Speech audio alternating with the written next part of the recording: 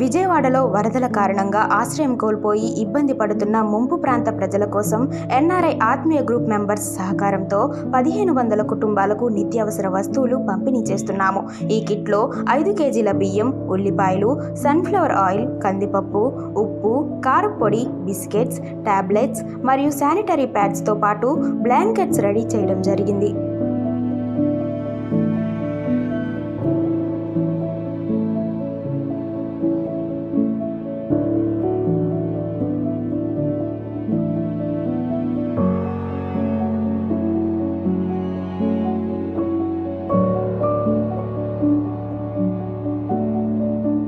ఈ అజిత్ సింగ్ నగరం మా వెంకటేశ్వర స్వామి గుడి కమిటీ వారు ఆధ్వర్యంలో చక్కగా ఆత్మీయ వారు మాకు అందించిన సేవలు ఇవ్వాల పేద ప్రజలకు ఇక్కడుండ ఈ వరద బాధితులు మొత్తానికి కూడా ఏదో బట్టలు ఇచ్చారు, దుప్పట్లు ఇచ్చారు, బియ్యం ఇచ్చారు, సరుకులు ఇచ్చారు.